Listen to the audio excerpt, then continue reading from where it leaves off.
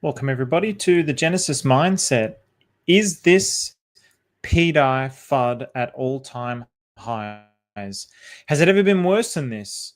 It's hard to say because I wasn't deeply into it, but from the early days, and now with this minting, it seems like it hasn't been worse than this. So there's been this continual dumping. So what we're going to try and do is we're going to take a look at what exactly is happening and where it's a cause and whether or not it's a cause for concern. Of course, I'll be citing NineIronCapital and Sommi, who's been covering this extensively. So at this point, really the conclusion for me really remains the same, but I just want to try and be objective and analyze and observe the information that's being presented. But at this point, it really comes down to faith versus empiricism. You either believe or you don't, and it depends how you choose to believe things. And it seems like FUD will chase this chart all the way to wherever it is headed. But one thing's for sure, there are some crazy coincidences. So we're going to go into some of that right now. So let's start with NineIronCapital. So this is going to be heavy.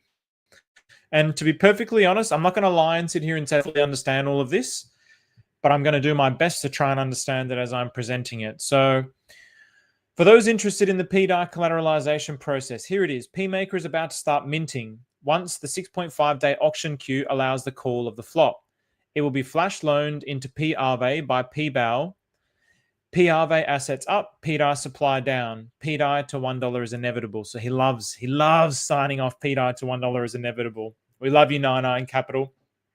So PBAL, PMaker, they've actually been doing really well in price action. So the PulseChain versions of PulseChain copies. So firstly, all of this can be proven on chain. So PBAL owns all of the PRV lending pools and have a guess who added them there. The same people that are running PBAL, PRV, PMaker and cleaning up PComp. It's important to remember this.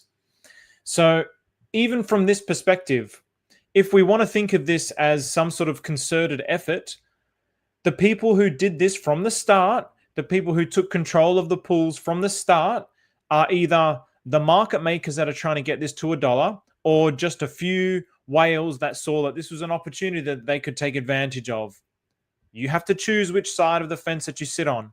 So obviously a lot of people now are, we'll go into the two sides of the camp, but the two sides of the camp are pretty obvious. So the PMaker deficit facilitates the need to mint PMaker, and it will allow the owners of the lending pools to use flash loans to clean up the bad debts.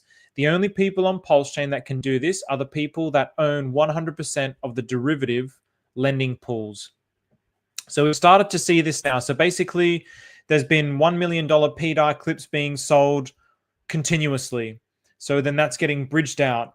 And so then obviously the people who are FUDding it are saying, well, people are just dumping this, taking out all the bad debt, dumping it, minting it, selling it, and then extracting liquidity out of the chain. The people who believe in the PDAI are saying, well, they're taking it off chain and they're going to bring it back in later. Now, really, you have to think about this. Why? Well, there's two ways to look at this. One, why would they do it at these lows? So one thing that I don't understand is the timing of this. So whether or not the timing is a deliberate thing or if the timing is something that had to happen at this particular time based on some sort of factor with the code with PRV or PMaker. And so whether it is the former or the latter really is a big difference. So if they're benevolent, the best time to clear these debts would be at this particular time where the chart is at a local low or basically like a cycle low.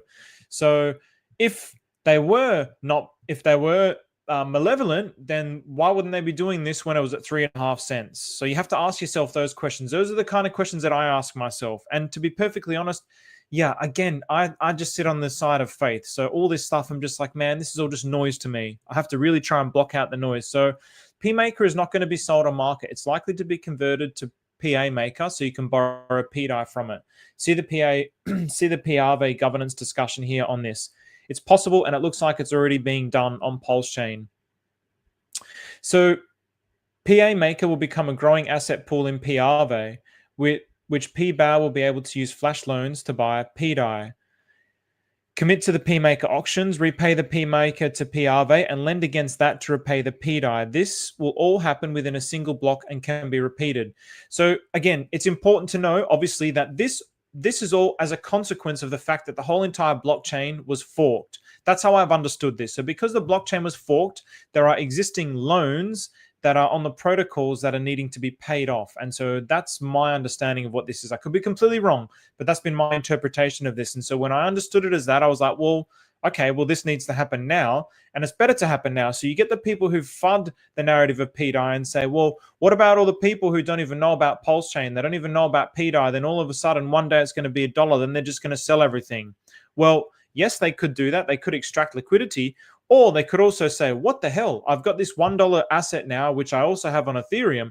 PulseChain is a lot cheaper. There's a lot more things going on here. There's a whole ecosystem called the Atropa ecosystem, which is this whole amazing ecosystem of minting and burning and buying and selling, and this truly decentralized financial system. All of this is happening on PulseChain, and it's faster, cheaper, and better.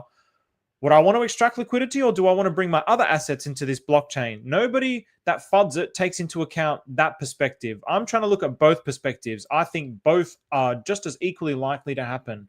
So because we've forked everything, there's going to be all those existing debts. So those people who are FUDding it, why aren't they saying that this is actually a bullish thing? Wouldn't they want these debts to be cleared now rather than when it's $1? These are the things that they don't really want to take into account. So the P-Maker auctions are a tendering process where a certain number of P-Maker are minted, and you can bid on them for decreasing amount of PDAI. Eventually, you can buy the P-Maker for less than they are trading on the market, and this is the incentive for auction participants. As a result of the underbidding of the auctions, PRV's debt will grow less than its assets, enabling its P-Balancer PRV stable pools to buy PDAI from the open market, likely USDC or PDAI Atropa burn pools. PDAI is becoming a very deflationary token. So this apparently is really making it deflationary. And this is, again, it's like it's something where the people who FUD it are not taking into account that perspective. It's okay to FUD it. There's nothing wrong with that. We should err on the side of caution in everything that we do, particularly if we're putting our life savings into it. But why are people only choosing to look at the negative side of something, but then not the positive side of something? So what I don't know, when and how fast the peg happens. Technically, it can happen as fast as the auctions can clear, but that doesn't mean that it will. The auctions are supposed to kick off after 6.5 days of entering a deficit. We are 1.5 days in.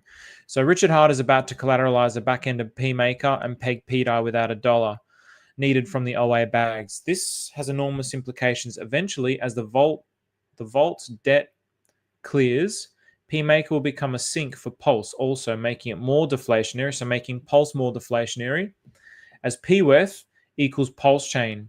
This is a very, very important thing to take note of, just FYI. So PWETH and PulseChain are 1-to-1.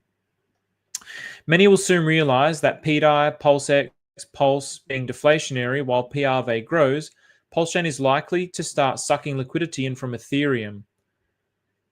That's big. This doesn't likely come through the public bridge, but potentially through LOs like Balancer. That is huge. That's huge. That point there is very, very huge. PulseChain is likely to start sucking liquidity in from Ethereum because this is really one of Richard's big goals, to suck liquidity in from Ethereum. So the stage is now set. It's just a matter of when. So the too long don't read is PRV is the Fort Knox. P-Maker is the Federal Reserve. P-BAO is a Treasury Department. PDAI is the US dollar. The Bidenomics is being replaced with Doge and Trump's balanced budget. That's an interesting time to enjoy the ride. So first one to see the flash loans start wins. Congratulations to the wallets running this in the background. You're about to create history, and well played, friends. PDAI to $1, inevitable. So again, I don't know who can actually do this. You might actually be able to do this. I'm not too sure. I haven't actually tried it. There has been some discussions in Sonny's Pub that's alluding to the fact that anyone can actually do it. But I haven't actually looked into how to do it. But, you know, it's open for everyone, potentially. So, all right. Now, let's go. So PDAI Maxi again. So now we're going to look at similar thread. So he's just done a Atropa's pools and P-Maker's peg stability module being integrated so that the two largest liquidity pools in PulseChain can suck out of the system. So Seek, what's up, bro? So I'm on TikTok as well. What's going on, Seek? Good to see you, bro. So the VAT surplus auctions are drawing to a close and the flop auctions are about to begin. PDAI to $1. Ignore the noise. He didn't say PDAI to $1 is inevitable. So what I can see right now, there's a $10 million PDAI. There's $10 million PDAI left in the VAT for the FBDI1 wallet to sell. There may be more as the surplus auctions are still clearing. Just like the flopper auctions, they're called and have a delayed start time until complete. The selling is noise. When the 6.5 days ends, the first of many flopper auctions will begin. They will run consistently every few minutes until the deficit is cleared. You can see the same wallets that control PMaker testing how to start auctions here. So he always backs everything up with blockchain analysis. So the beauty of joining PUSDC and PDAI, a trope of pools together via PMaker's PSM, is that you're effectively going to be able to arbitrage the flash loans buying at PDAI against themselves. It would create enormous efficiency when sucking PDAI out of pools. Lots of FUD out there. Stay focused. The PMaker docs are clear. Read them as we are in the end game. PDAI to $1 is inevitable. Okay, so obviously this is all very technical, very kind of difficult to explain. So I'm trying to kind of deconstruct it.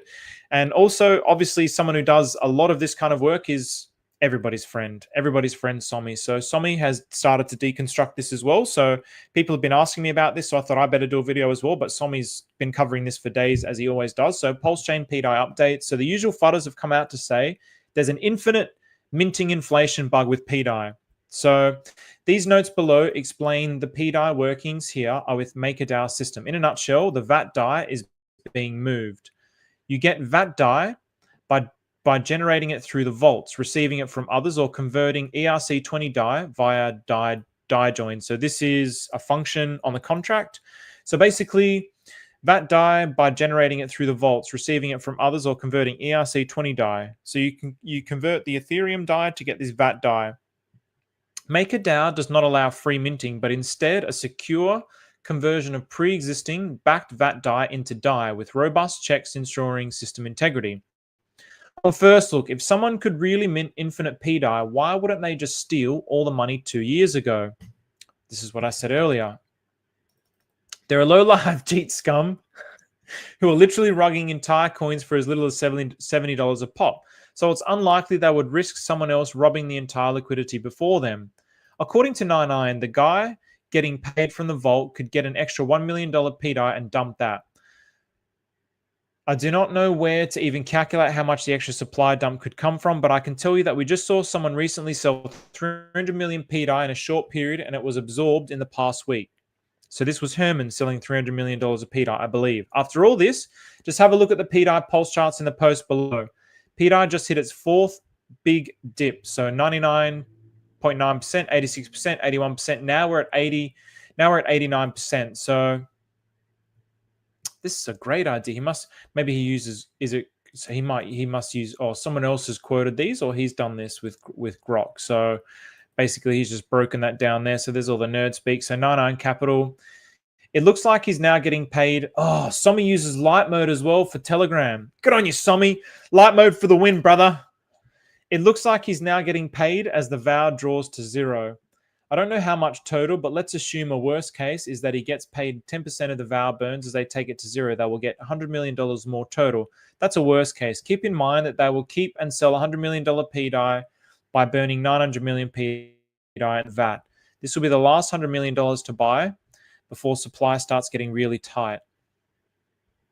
Doing all the ties. Okay, so we've seen it get dumped a lot. So again, let's have a listen to what Sommi's been talking about here. So I'm going to have a look at his does PDAI have an infinite minting inflation bug guide dumping right now? So whether or not it's infinite is not, it's not provable. This is what the fudders are saying. So let's have a listen to what Sommi said here.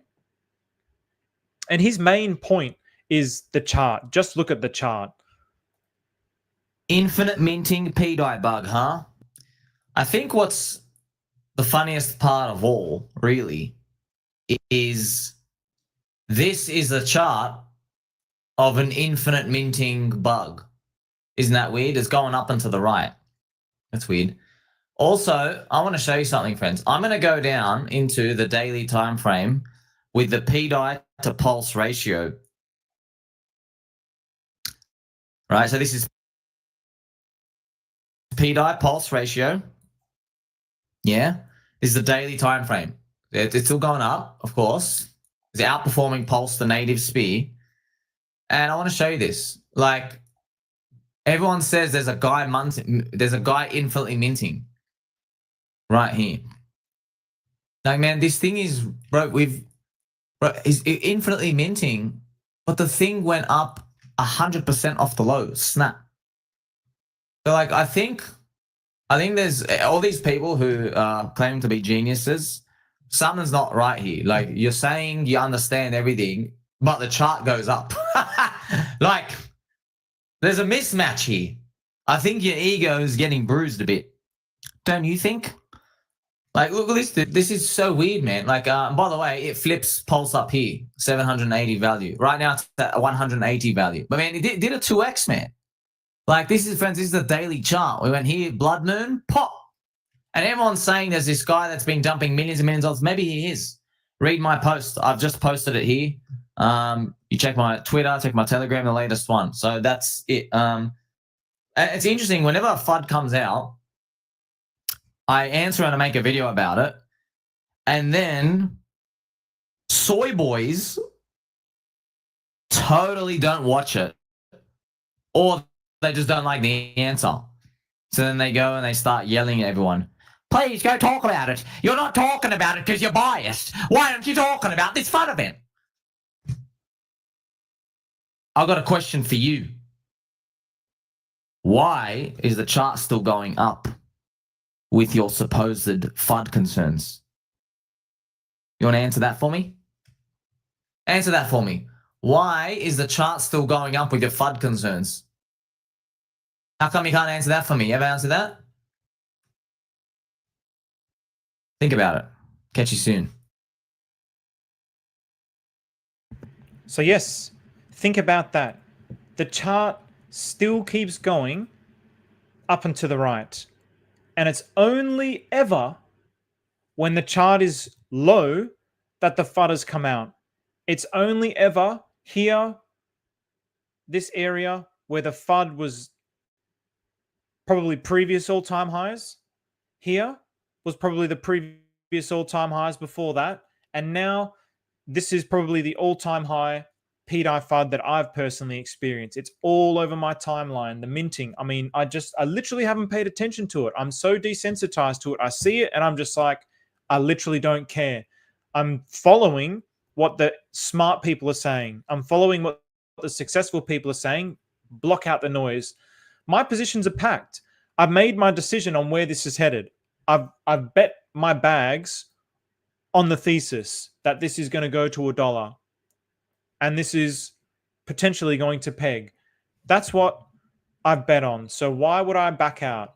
So all the things between here and here is just noise. It's all just noise. Now, does it mean that I should ignore all the noise and pretend that it's not there? No.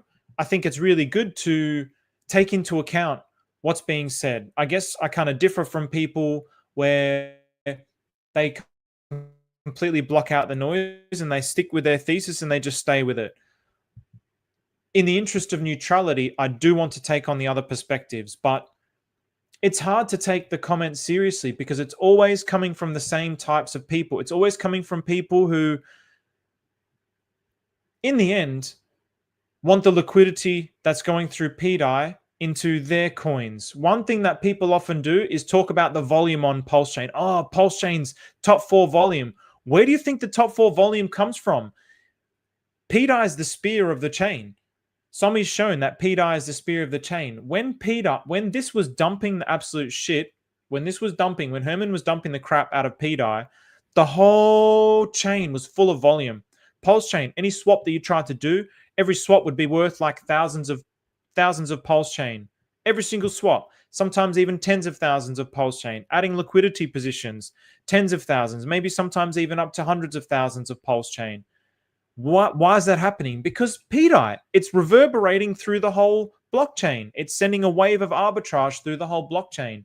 So to discount this thing is just absolute insanity to me. It just makes no sense. But at the same time, it makes perfect sense because it's people's vested interests. So people who are they're always the same people that are FUDing it. And because it's always the same people FUDing it from the same perspective, and then you see what they're holding and what they talk about and where they want that liquidity to go, it gets very, very difficult to take them seriously. So then you just get to a position where you're like, well, again, I have my thesis. I'm sticking with my thesis. Do I want to get sucked into that negativity, or do I want to just stick to the thesis? I'd prefer to just stick to the thesis. But I should still, in my opinion, keep an eye on what's going on just in case something happens. And again, if this was infinitely mintable, just like somebody said, why is the chart going up? If this is infinitely mintable, the chart wouldn't be doing that. If it was infinitely mintable, the chart would be going like this. It would just be going down like this. That's it. That's all it would do. It would literally just drain the entire liquidity out of the system in an instant. Not in an instant, but within a few blocks. It's not going to pump 100% off the bottom. So somehow the minting is being counteracted with buyers, one, and two, if they are benevolent people that are doing the minting, which I believe that they are, because it's interconnected with all the different protocols that have been forked, then they're trying to also protect the system and not damage it. And they're doing it at a time where it's least damaging to the system. Again, they could have done it up here when it's 3.5 cents. And if they did it up there, that's a lot more liquidity that gets drained out of the system. Why have they chosen to do it down here? Really ask yourself those questions. If this was possible, why have they chosen to do it here? If this was possible and they knew it, why not just do it here? Why not do it here? Why not do it here before it was 1 cent? Why not do it here when it was 3.5 cents? So you really have to ask yourself those questions, because those are the questions that I ask myself. So then I look at the ratios. I look at Atropa and PDAI. So Atropa and PDAI. I mean, not even the look at the chart, bro. Look at the chart. How good is the chart? Is there a better chart in all of cryptocurrency? Is there a better chart in all of cryptocurrency? A dollar? When's a dollar? A dollar, if it stays in this same trajectory, is September 2026. But goddamn, I think it's potentially, if I stick with my thesis of the end of the bull market around November, I think we take off. But I think this time we break through.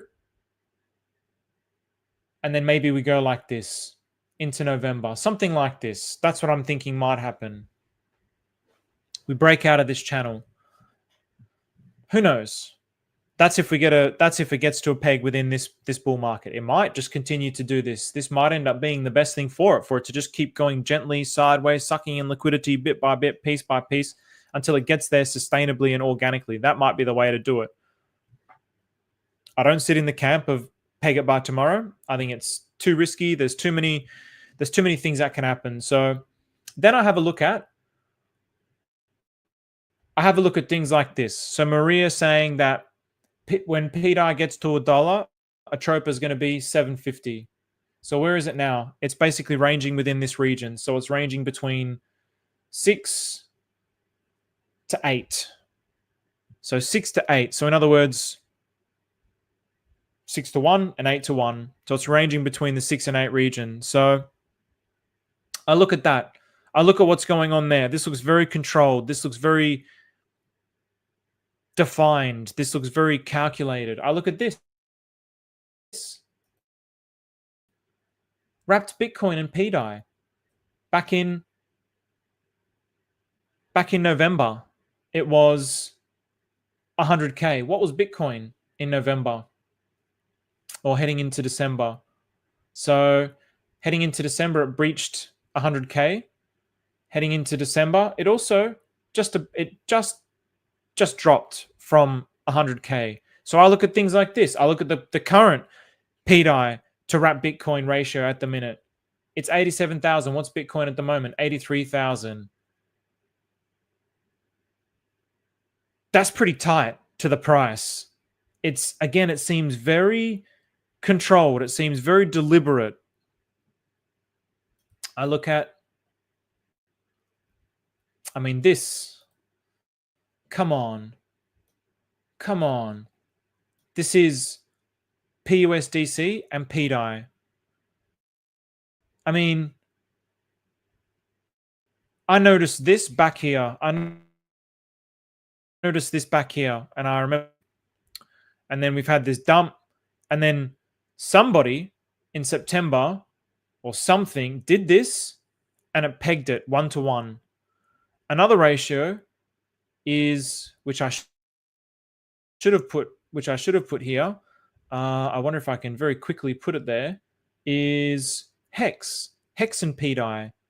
I'm not going to do it. My computer's like uber laggy. So I look at these ratios. I look at what's going on the chart. I look at this chart and I'm like, what a gorgeous chart. What a beautiful chart. I look at the narrative behind it. I look at the concept of the first truly decentralized stablecoin. And so I'm biased towards bullish because I'm biased towards believing that this can be one of the major successes of PulseChain. And I align myself with Maria's perspective, where Maria says that the P stables need to peg and the P copies need to reach parity in order for PulseChain to be a success. I align myself with that perspective. So before we get on to the next part, I'll just go through some of these comments. So what's going on? Not many people watching on TikTok. TikTok needs to be more like, oh, get my tits out. TikTok, this is too slow for TikTok. But anyway, I'm still going to try with TikTok. What's going on? Diversify, conspiracy crypto, PDAI $2. It's the best. Rudy, it's the best. G'day, Clintrons. What's going on, brother? The ETH in vaults is cheaper. Take out flash loan, sell down assets, take out another loan at offset. Take out flash loan, sell down asset, take out another flash loan to offset to pay off the loan. Ah, I see. Okay, so take out a flash loan, sell down the asset, take out another loan to offset to pay off the loan. So maybe this is why it hasn't been a dramatic drop. Because basically what you're saying is that taking out a loan, selling it down, then taking out another loan to offset that original loan. And that might be minimizing the downside of it. What's going on Belter? Meow Meow, Jesu. What's going on Puffy? I might just go through the... there's not too many comments. So what's up, Hexologist Heart? So going to 1p worth, 1 PLS. Does that tie into the price target of PulseChain from Decentralized Me? 1p worth equals 1 PLS equals 1 ETH. Was that his overall thesis, that it was going to equal the price of Ethereum? I think his thesis was that basically it's going to be 1/10,000th of Ethereum. So whatever the price of Ethereum is, then PulseChain will be 1/10,000th of that, because 1p worth is equal to 1 PulseChain. That's hard coded. So, I mean, even as a PulseChain maxi, if you haven't taken advantage of that liquidity pool of p worth and Pulse, you've really missed out. You've missed out on free yield. I mean, people want single-sided liquidity. You didn't get single-sided liquidity, but you got something just as good as single-sided liquidity with real arbitrage that flows through it. So what's going on, Frankie Lloyd White? Thoughts on Richard Hart meme coins like Richard Hart's Bitcoin? Dr. Pulse? I mean, my thoughts are very bullish on all of them, to be honest. So I think, for me, it feels like we're in PDAI season. I still feel like I'm not getting my hopes up that we're going to start taking off now. I still feel like maybe we kind of potentially could go sideways. Like we could get a scenario like this, but I could be wrong. We could get a scenario like this where it just takes off. I really don't know. But I still feel like it relies on the macro trends. And so from that perspective, the macro trends, they seem like they're starting to turn. They seem like they're starting to turn. The sentiment in macro is starting to turn. So I still feel like we're beholden to that. So from that perspective, I feel like PDAI is going to lead, and then maybe the RH meme coins will follow.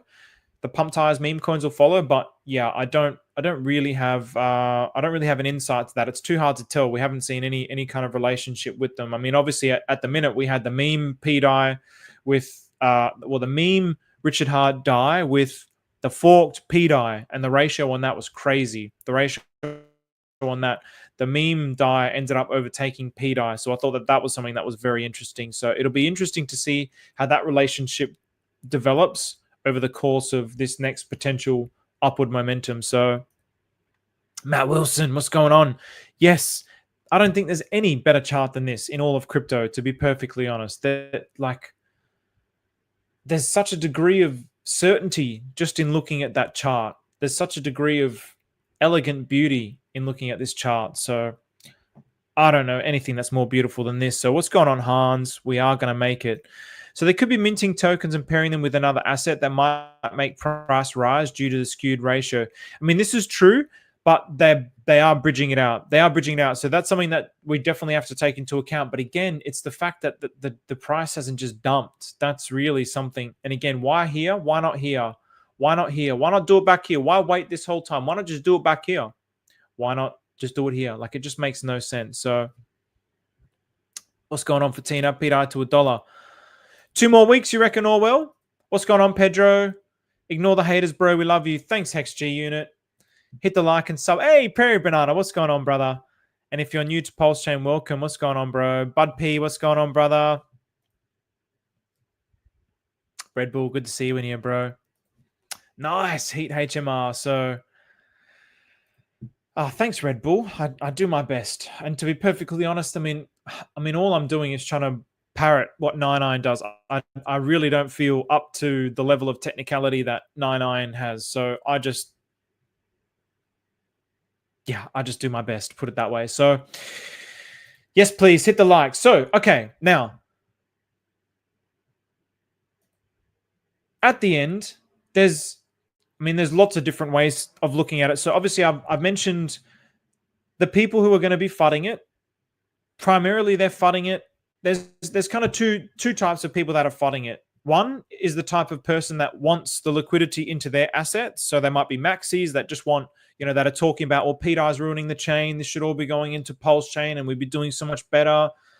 There's the other type. So there's those types of people who want the liquidity in their assets. And then there's the type of people who are strict empiricists, strict rationalists. So there's that worldview of faith versus empiricism. And so I sit somewhere in the middle. I probably skew more towards faith than I do empiricism, but actually probably not.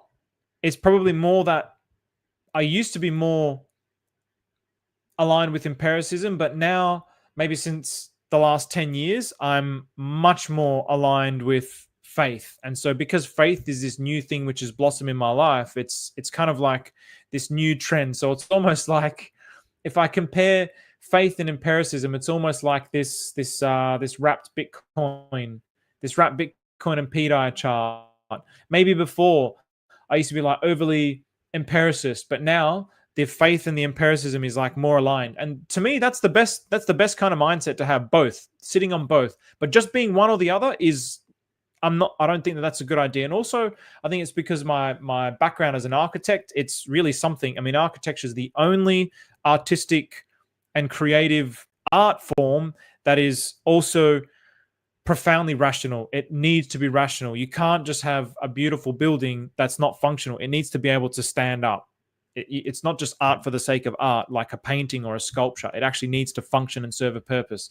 And so because of also my architectural background, I always sit between the two. So you have faith, the inner knowing, the intuition, belief beyond proof. So this is where a lot of noise comes from with PDAI. So rooted in trust, spiritual insight, and surrender. So we have a lot of this, particularly within the Atropa ecosystem. A lot of people talk about an intuition with the Atropa ecosystem, just knowing something. This is where I came with the Atropa ecosystem. There was something about the Atropa ecosystem and this web of things that were happening with PDAI that I was like, something's going on here, My brain doesn't quite know, but my inner knowing knows. There's something in me, the order of things, on a cellular level, which is the most closely aligned with the fabric of the universe itself, knows that there's something that's going on here. So see the world through meaning, purpose, and divine orchestration. Synchronicities, the amount of synchronicities that maybe people have had with PDAI and Atropa, for me, those hold more weight than evidence. The synchronicities are the evidence, my evidence. They have become empirical evidence to me. So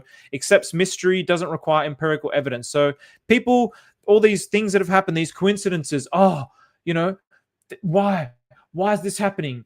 80s, it's like the same price as Bitcoin. And then someone who is faith-based they just accept that mystery. There's this coincidence that's happening and there's something going on here, and I'm going to take it as it is. But the rationalists, the people who have evidence-based and logic-based worldviews, they get so triggered by that. They get so triggered. They need hard facts. They want the evidence. They want to see it on the blockchain that Richard Hart was the one that pressed the button to do this. And they want Richard Hart to come out and say, hello, I'm Richard Hart. This is my wallet. I'm going to take a screenshot of my wallet and I'm going to press buy now. And I'm going to force the price up to here. That's what they want. They want cold, hard evidence.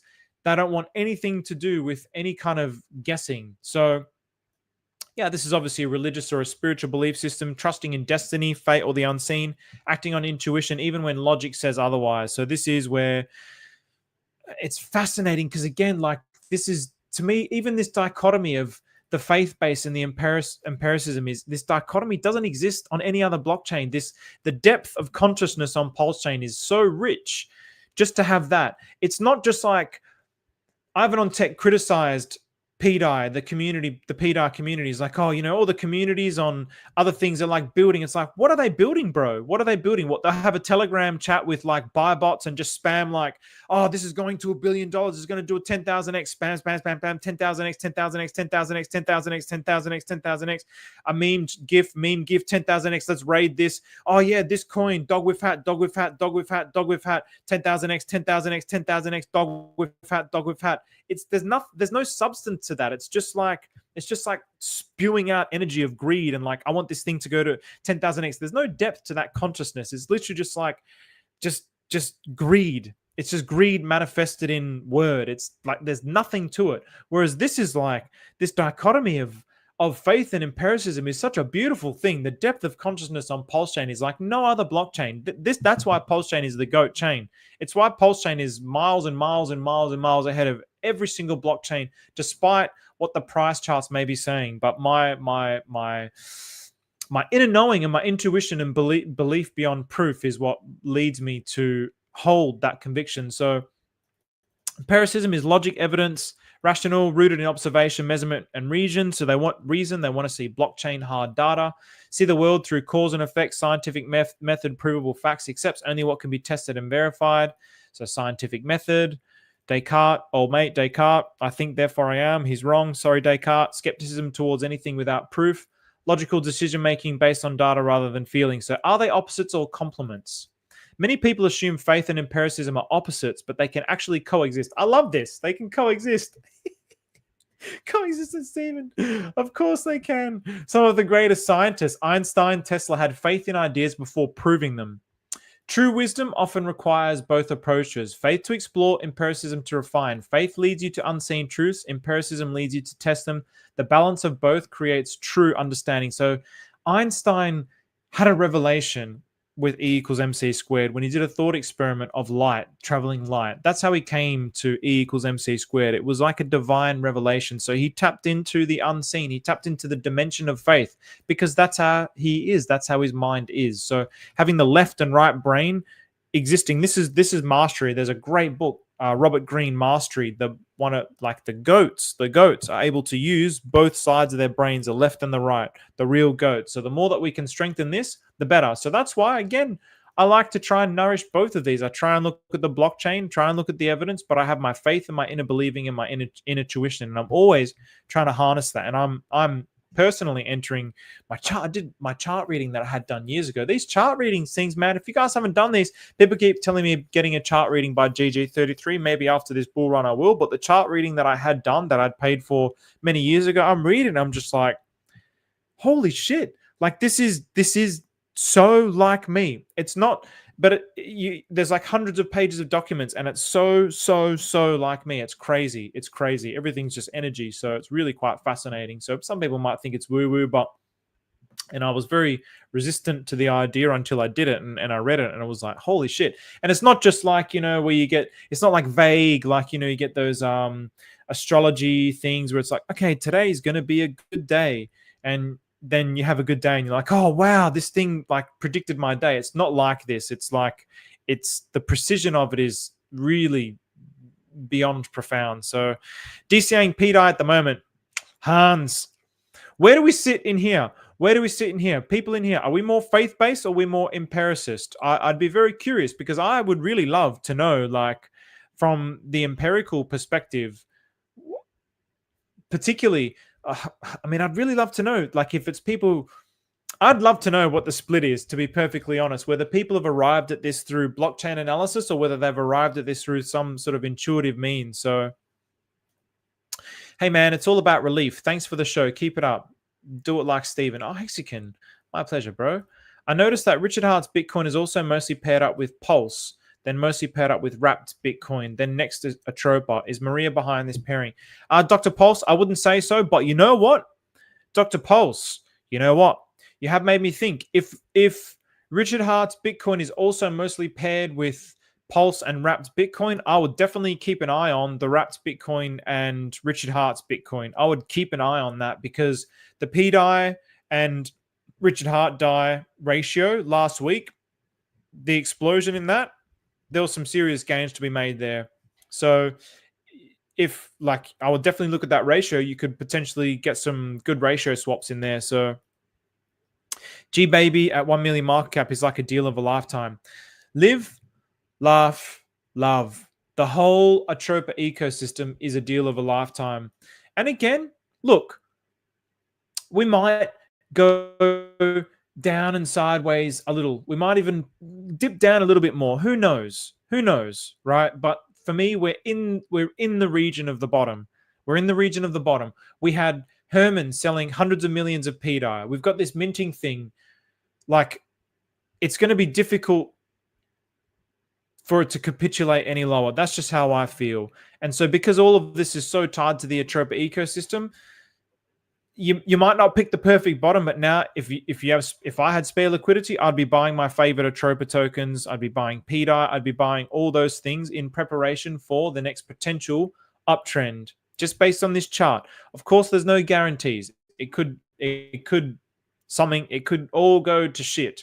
I just can't see it. I can't see basically like the biggest liquidity pools on PulseChain just going to shit for no reason. I mean, if it can survive this, I mean, what more do we want? So, some of these mystery coincidences. So this is just a little bit of fun. So again, I find this fun. Some people get really, really triggered by this stuff, and whatever. So another mystery PDAI. We've got 2 glitches so far. So we've had 2 glitches. So in both glitches, the price of PDAI has risen to around 36.9x. The first time 61 cents, the second time 40 cents. So you can't really see it. Well, you cannot see it in these charts, but you could see it on the CoinGecko chart. So there was like a glitch up to 60 cents, or up to 40 cents rather. And then in December, there was a glitch up to 60 cents.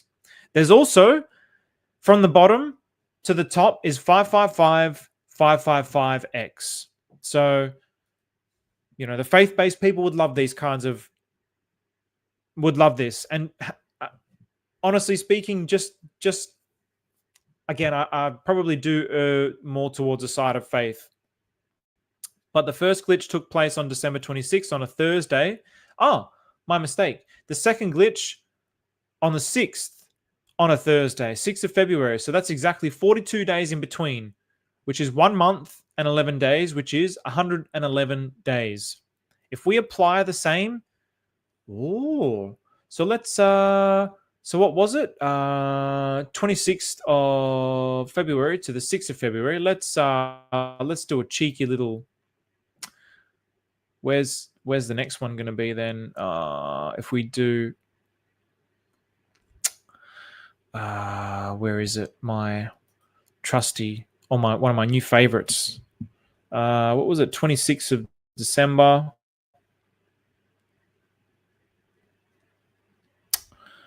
to 26th of December to the 6th of February. So around here. Oh, okay. So, well, I mean, really it kind of, and I think that's what he went on to say. So if we apply the same difference, then either the next glitch or the peg or something interesting happens on March 20 on a Thursday. So that's 3 days away. So this is the day of vernal equinox, the beginning of spring, and in some circles, the beginning of a new year. It is also known as the new year of the earth, the first cycle of the 4 seasons. It's also the day the SEC, unfortunately, they have appealed now. So, and on the 19th, the day before, is the Fed meeting for the rate. So 42 is the answer to the meaning of life and the universe. Maria emphasized on the number 42 multiple times and its importance. With March 20, we should have 3 instances of 42 taking place. So this has obviously been 42, 42, 666. So obviously now this has been discounted. So but something that Maria was saying back in the day, let's have a look at this. So Maria, this would have been some sort of I think this would have been on PulseChain. Even number ending in 42. Primary delegate assembly for all layer matters. Tell every human we are using this even number ending is 42. You can try a different number. The number ending in 42 comes from the force. Puffy, you're in there, Puffy. So yeah, look, I mean, this is where to me it gets kind of convoluted because I don't want to Grand Inquisitor Cicero. I don't want to like discount what he's saying here at all. But like this is where it gets a bit tricky because for me this is just like a random coincidence that we've kind of pulled in to bolster this perspective. And I'm not saying it's wrong. It might be. Maybe that's what Maria was talking about. Maybe this is all like this. So this is where the faith-based stuff kind of falls apart. This is where my inclination towards having faith, but also empiricism comes from. Like there's some things, I mean, there was even, there's just some things where I'm like, no, that's just, it's stretching it too far. So let's not get too carried away here. But anyway, it's a bit of fun. So what? Like, so what? So what? Just have a bit of fun. People are so serious about this stuff, man. People are so serious. It's like, like good on you, Grand Inquisitor Cicero. He's adding depth to the consciousness of PulseChain. He's adding something that's just a bit of fun. Like if he's wrong, who cares? If he's right, awesome. But people get so heated about this stuff. The greed, the self-centeredness, the pig self-centeredness that comes out in these tweets is like, just chill the F out, man. Like people just get so violently aggressive about these things. Like, just fucking relax. Just fucking relax. Like, what's the big deal? Goodness me. The other thing to kind of note, which is a bit concerning, it's maybe, I mean, the timing was not that great, but I guess I feel like I should mention it. But, some people might question, where's decentralized me? And I question that. I'm like, where the hell's decentralized me? I haven't heard anything from him since the 4th of March. And apparently he's going through some personal issues at the moment. So it was definitely, I mean, I hope everything's okay with decentralized me. I hope he's doing fine. And I wanted to just mention this on this particular stream because obviously that might be something that people are concerned about because there was all the money that was for the PulseChain marketing, and then like a few days later he's just kind of like disappeared.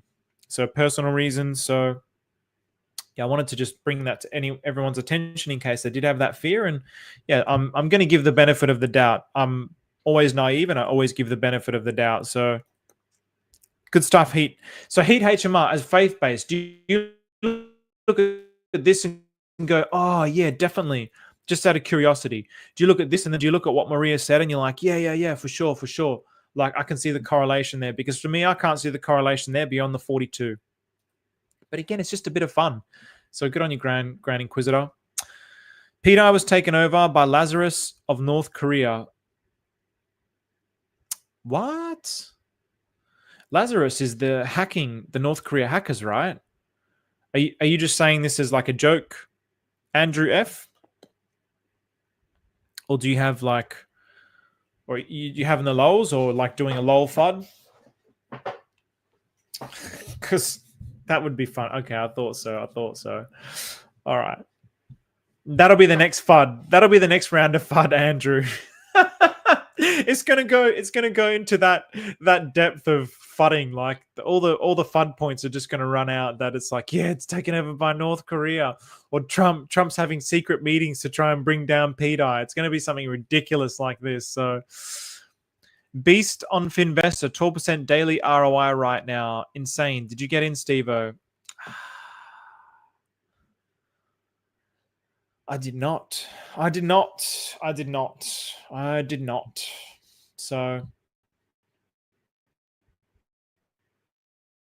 Bank of Korea rejects Bitcoin for reserves. Bank of Korea rejects PDAI. PDAI pegging to $1. So anyway, I'm going to leave it at that. Less than an hour. Doesn't look like there's any questions or comments. So I don't know if that's any clearer for anyone. But again, it goes back to the main point for me, where it's like, do you believe or do you not believe? I see things where it's like, well, I can easily take this and I can formulate confirmation bias towards this perspective, but I can equally formulate confirmation bias for the opposite perspective. But at the end of the day, we're at a point now where it's like, you got to sit on one side of the fence or the other. You got to bet your bags and then just go with it. And it's like, did you believe Hex was going to do what it was going to do? Did you think Hex was going to get to 56 cents? I didn't. I was holding Hex. I didn't think it was going to get that high, but I believed it was going to do very well. And so I bet according to that. There was no certainties. There was no guarantees. This is markets. There is no certainties. There is no guarantees. But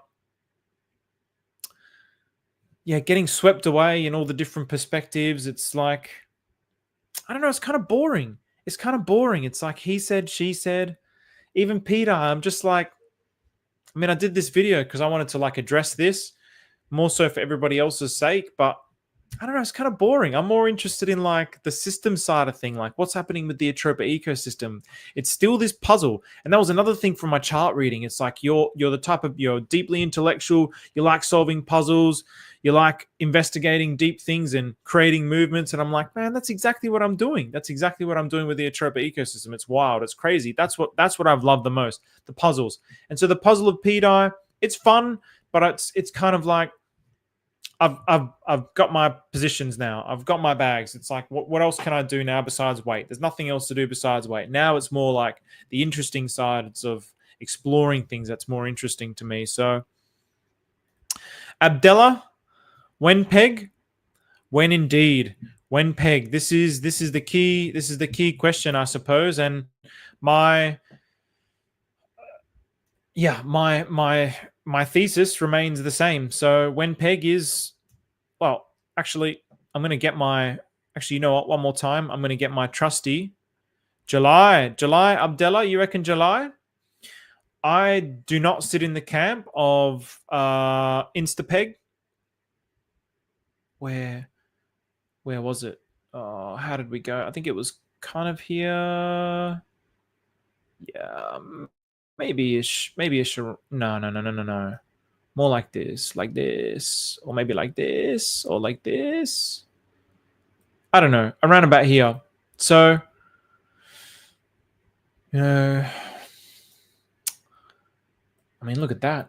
Look at that. So maybe here. October. Where's November? October, November. I'm still November. I'm a November guy. I'm a peg at the end of the bull market guy. If it's going to peg within this bull market, if it ever pegs and it pegs within this bull market, I'm a peg by the end of the bull market guy. I'm not an insta peg guy. There's like a split on that, and people will debate that, and it's like, okay, well, there's the perspective that it's bullish if it does happen, and then there's a perspective that it's bearish if it happens. So, and again, does it really matter? No, it's going to be what it's going to be. So, but even that, people get so emotional about it. It's like, just relax. We're all on the same team here. Let's just relax. Let's just chill out. We're all going to win in the end here. We're on the best blockchain for that to actually be a possibility. So let's all just chill. So yeah, Abdullah went peg July. July, you believe? So July, May, April, June, July. I mean, hey man, you know, there is that possibility. Why not? It's kind of like the next cycle. It's going to have to do a lot. It's going to have to do a lot, and then obviously it's also going to need the OA to collateralize the vaults in order to do that. So yeah, I'm not sure. Either way, I'll be happy. Either way, I'll be happy. Peg with Easter egg.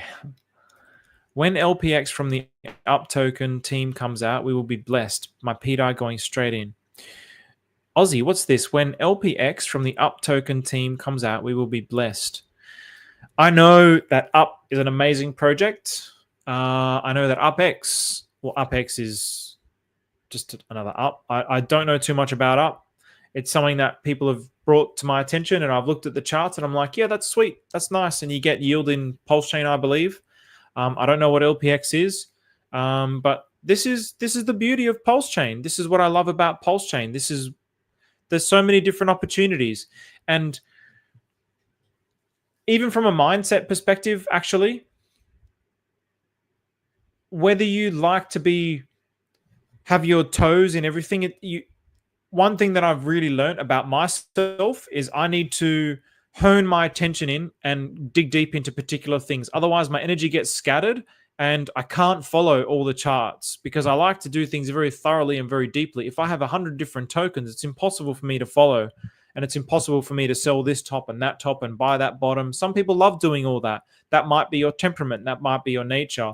And that's where the mindset really, really comes into it. So for me, I just like to double down and focus in on the things that I really know and then just stick with that. So I have nothing against Up and UpX. I've got nothing against those things, and I wish them all the best. But there's like this resistance in my brain to even try and learn it because I'm like, there's so many. It's like going to the Royal Show in Australia. You know, you're there for a day. Maybe not the Royal Show is maybe not a good example, but you know, you go to a theme park.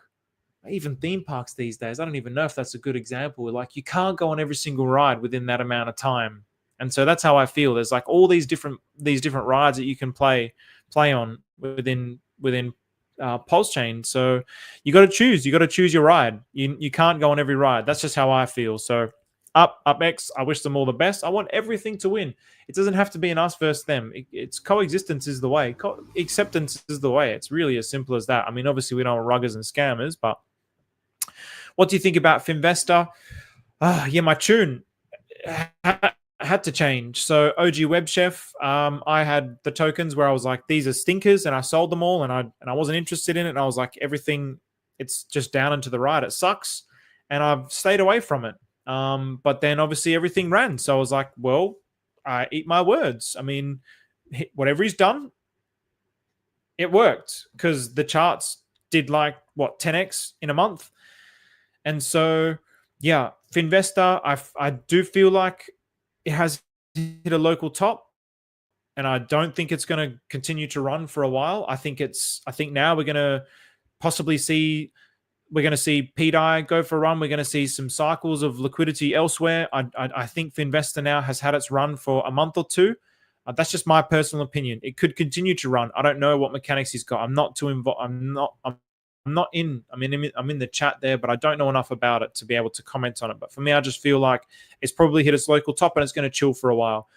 But who knows? Same as PTGC, hit its local top, it's going to chill for a while, but then it might take off again. Or it might just chill for a while for the next month or two while maybe, say, PDAI and Atropa has its run, and then PTGC goes for a run. It's all about cycling profits into different asset classes. So that's what I see. That's what I feel with Finvestor. But now my sentiment towards it has definitely changed. I think they seem like amazing projects. What I'm more interested in, though, what I'm much more interested in is XUSD. I really feel like, obviously being in the team, I feel like XUSD is, it could be a sell the news event, but because the minting is almost ending, so the 18th of March, so in a few days' time, the minting protocol is going to end. So that means the XUSD that's being minted out to reward liquidity providers is going to stop. So that's going to end phase 1 of XUSD. So I believe, well, the market is obviously responding to that by buying up the bottom and in anticipation for the ending of the minting. So this is something that's very, very necessary. So there's been a lot of, well, it's not been a lot of FUD. It's just been for one particular guy housing. So it's been very difficult to address those things because I haven't understood. I'm not a coder. I barely know how to read code. So basically what I know how to read is humans. That's what I like to read. I like to understand humans, and I get a feel for humans and how they make me feel. Do I feel comfortable around this person? Do I vibe with that person? And if I do, then I'm very trusting. If there's something in there where there's like something feels not right, I really trust that. And I get these little moments of like, that person's dogging me, or they're not really doing something in my best interest. And I never got that with the XUSD team. So I really trusted the team. So then it's like, okay, they have their code and they say, well, this is why the code is the way that it is. And we need to have these functions where there has to be wallets that can mint and burn. There has to be those wallets in order for this project to succeed. And then you have housing who's saying, well, there's an exploit. They have all these wallets that they can just mint it.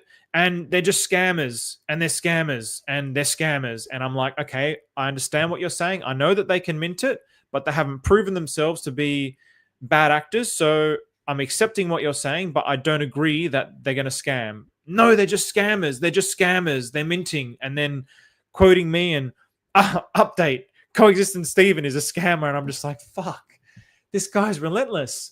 And I really tried to engage politely. And I want to give everybody a chance. But then I kind of, through investigations with artificial intelligence, I'm like, there's really people that there's people that will push you to try and get the truth. They actually want to know the truth. Then there's people who are like neutral. They're maybe just kind of like investigating something. Then there's people who are not interested in the truth. They just want to get it. They just want to get a reaction. So they're interested in just causing chaos, energetic chaos. And he's one of those people. And there's people, he's been doing this for a long, long time. He wanted to join the team. The team rejected him. And since the team has rejected him, he's been relentless in fighting it. So I'm like, so his pride is wounded. He got rejected. He probably saw that exploit. He wanted to join the team. He probably wanted to get on the inside. He probably then wanted to be able to be someone who could mint, and then he would be the one to scam it.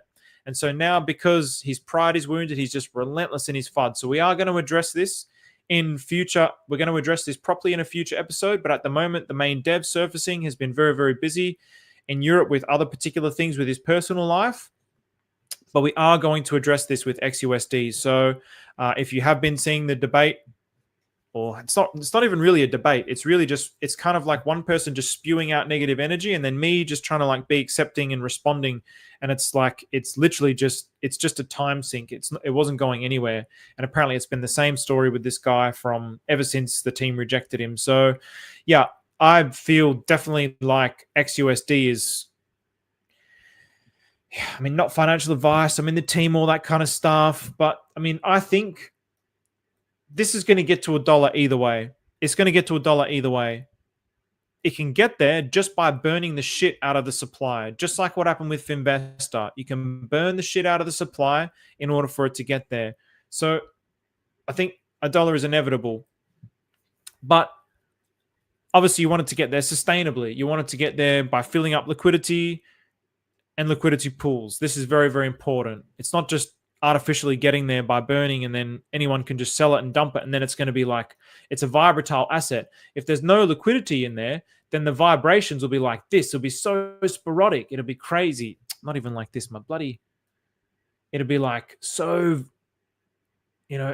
maybe this is what it's going to be like. I don't know, but I'm just going to use this as an exaggeration. But if there's no liquidity in there, it can be really like this. Because it's going to fluctuate so much, and it's going to just put so much stress on the system. But if there's a lot of liquidity in there, then maybe the vibrations are going to be more like this.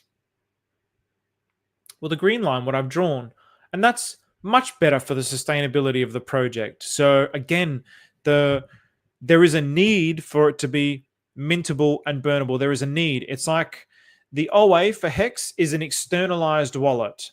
It's an externalized wallet that protects the system. And the OA now has been doing a lot of things for Hex to protect it. Burnt a shitload of supply, staked pretty much over 95% of the supply.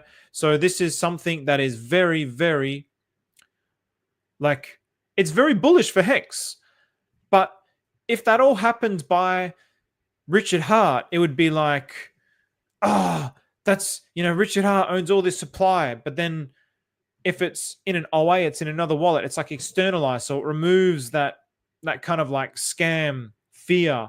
Well, that's at least probably what Richard Hart thought, but still endured all this FUD. And so it's kind of that same concept with XUSD, where the necessity of maintaining some level of control over the contract is being internalized rather than externalized.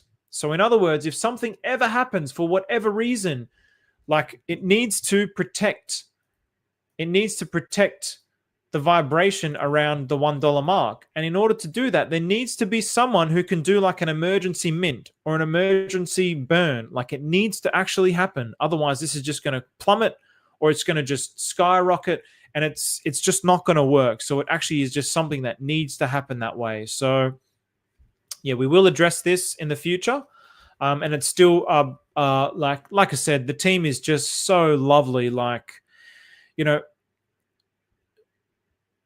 the universe is really code in a way, and just humans, the vibration of humans is also just code. It's energy. Isn't that just math and physics? It's code as well. It's the way that I understand code, not the code of numbers. And like, I don't fully understand that. I'm not on that level. So I can't even enter into a discussion about those things because I don't fully know it. So I just have to take the person's word that I trust versus another person who all of a sudden is, out of the goodness of his heart, trying to find exploits in codes to protect his friends. It's like, give me a break. Please give me a break. Do I think it's the top? What do you think about? Yeah, so I did answer that with investors. So yes, I do think it's a top. I don't think it's a forever top, but I think it's a local top. So LPX is an R-bot, single-sided staking. Nice. Okay, all right. So who was it? Aussie. So Aussie was saying that with up. So there we go. LPX is going to be some sort of R-bot that's going to be implemented on UpX. That's nice. Awesome. So yeah, again, PulseChain's on another level. So what's up, Zymus? What's up, brother? Bro, scammers don't hang around when they make money. Richard Hart made around $1.5 billion from sack phases. He's still here and made documentaries about himself. Bro, you're preaching to the choir, man. I couldn't agree with you more. So like, the absurdity of the arguments against Richard Hart is so... Like, do people know how much $1 billion is? $1 billion is a lot of money. That's a lot of money. Like, even if you're like, even a lifetime of hookers and cocaine and yachts and Lamborghinis will not even chew through all of that billion. Like, just the absurdity of this idea is like, why go through all this pain and suffering and get targeted by the SEC if you could have just run away with 1.5 billion? Why not just do that? Life would be so much easier. It's so clear, but the scams are just like, this is, yeah, people are just so unwise. They're so unwise. And again, this is what makes PulseChain completely unique, because even the faith that we have in Richard Hart is totally unique. It's totally unique. He's the best founder. The only founder that doesn't sell the token down like every other blockchain. So I don't know what more people want. So Anna Maria, I'm glad you love XUSD. I also love it. So HexG unit PDAI is nearly 5555 holders. Nice. That's going to be a cause for celebration. So okay, I did continue on for a little bit longer there when I was answering some of these questions. So thanks very much, everyone, for engaging in the comments, in the questions. It's always appreciated. It gives me something to respond to. So that to me is more interesting than just talking about, the price is doing this and that. So thanks very much, everybody. Take care.